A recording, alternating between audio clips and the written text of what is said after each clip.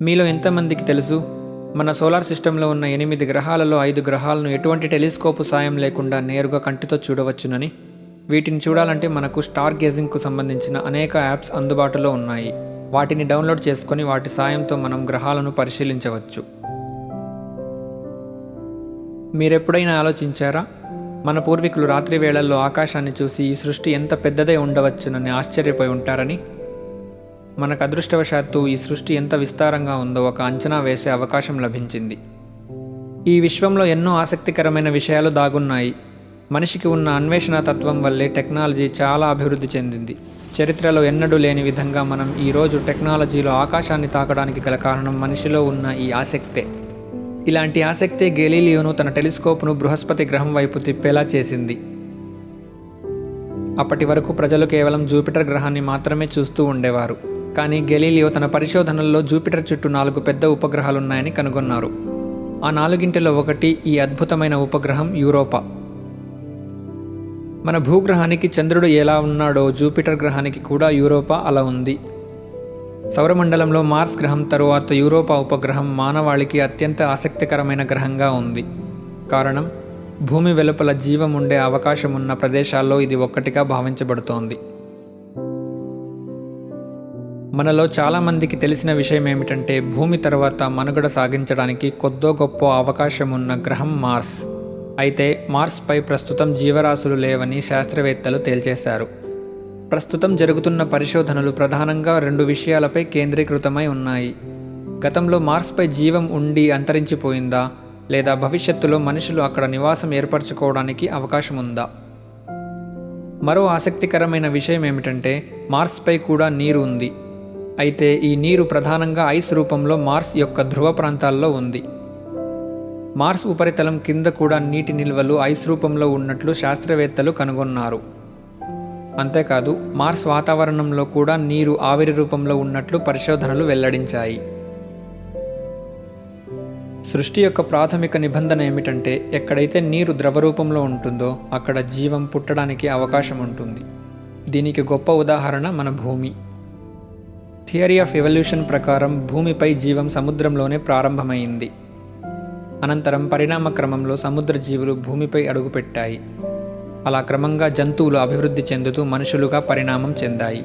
Mars మీద ఇటువంటి liquid రూపంలో ఉండే సముద్రం లేదు, కానీ జూపిటర్ ఉపగ్రహం యూరోపా మీద మాత్రం ఒక పెద్ద మహాసముద్రం ద్రవ రూపంలో ఉంది. దీనివల్లనే మానవుడి దృష్టి ఈ ఉపగ్రహం మీద పడింది. సాధారణంగా నీళ్లు ద్రవరూపంలో ఉండాలంటే గ్రహాలనేవి తమ నక్షత్రం నుండి ఫలానా దూరంలో ఉండాలని ఒక అంచనా ఉంది. దీనినే గోల్డిలాక్ జోన్ లేదా హ్యాబిటబుల్ జోన్ అని పిలుస్తారు. ఈ హ్యాబిటబుల్ జోన్కు లోపల ఉండే గ్రహాలలో నీళ్లు ఉన్నట్లయితే ఆ వేడికి అవి ఖచ్చితంగా ఆవిరైపోతాయి.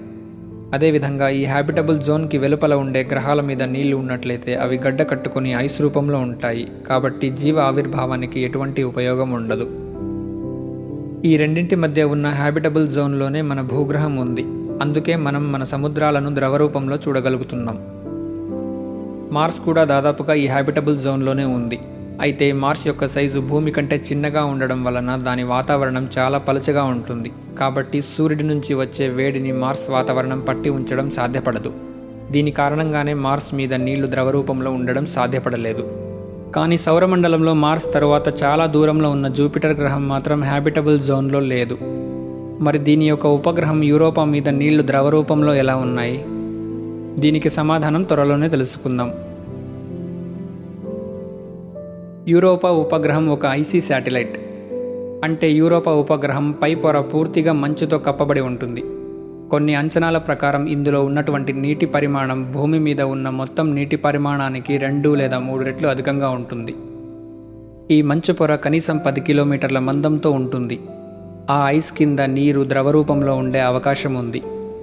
ఆ సముద్ర లోయల్లో నీటి అడుగున జీవం ఆవిర్భావానికి ఆస్కారం ఉన్నట్లు సైంటిస్టులు అంచనా వేస్తున్నారు. సూర్యరశ్మికి అంత దూరంలో సముద్రం అట్టడుగుల్లో నీరు ద్రవరూపంలో ఎలా ఉంటాయి? దీనికి సమాధానమే టైడల్ హీటింగ్.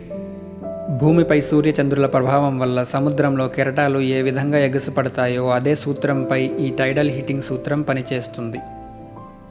అయితే భూమితో పోలిస్తే జూపిటర్ గ్రహం చాలా పెద్ద పరిమాణంలో ఉండడం వల్ల దాని గురుత్వాకర్షణ చాలా బలంగా ఉంటుంది.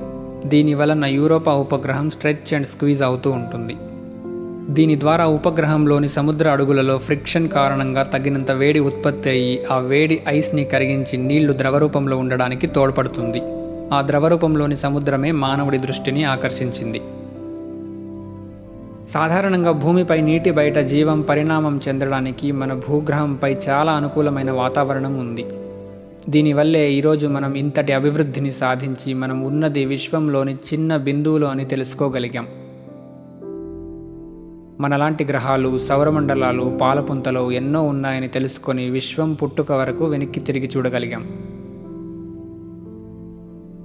యూరోపా ఉపగ్రహానికి మన భూమి లాంటి అనుకూలమైన వాతావరణం లేదు, కానీ సముద్రలోయలో మాత్రం మన భూమిపై ఉన్న సముద్రానికి పోలికలున్నాయి. దీనివలనే ఈ ఉపగ్రహం ఖగోళ శాస్త్రవేత్తల దృష్టిని ఆకర్షించింది.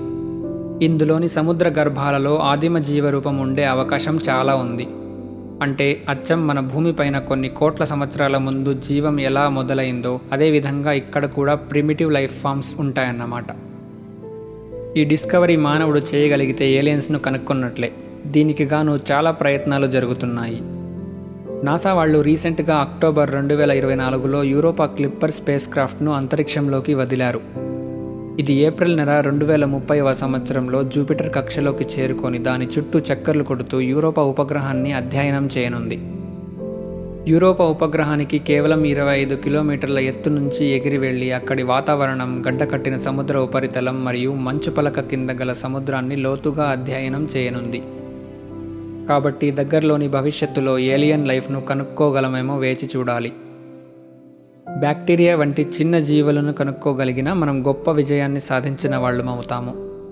చాలా అధ్యయనాలు ఏం చెబుతున్నాయంటే జీవం అనేది ఈ విశ్వంలో సర్వసాధారణం. కానీ ఇంతవరకు ఎందుకు మనం ఏలియన్స్ను కనుక్కోలేకపోయాం? దీనికి సమాధానం మన విశ్వం యొక్క వైశాల్యం చాలా పెద్దదై ఉండడం. జూపిటర్ గ్రహం దగ్గరికి ఒక స్పేస్ క్రాఫ్ట్ చేరుకోవడానికి 6 సంవత్సరాల టైం పడుతుందంటే ఇక ఈ విశ్వం ఎంత పెద్దగా ఉంటుందో మనం ఊహించుకోవచ్చు. ఫ్రెండ్స్, ఇంతదాకా ఈ వీడియోను చూసారంటే ఇందులో మంచి ఇన్ఫర్మేషన్ ఉన్నట్లే. ఇటువంటి ఇంట్రెస్టింగ్ టాపిక్స్ మీద మరిన్ని వీడియోస్ని చేయడానికి నా వంతు నేను ప్రయత్నిస్తాను. దానికి మీ నుండి నాకు ప్రోత్సాహం అవసరం. ఈ కంటెంట్ మీకు వాల్యుబుల్గా అనిపిస్తే దయచేసి ఈ వీడియోను లైక్ చేయండి. మీ సలహాలు, సూచనలు కామెంట్స్ రూపంలో మాకు తెలియజేయండి. మీ ఫ్రెండ్స్తో షేర్ చేయండి. మా ఛానల్ను సబ్స్క్రైబ్ చేసుకోవడం మర్చిపోకండి. Thank you so much.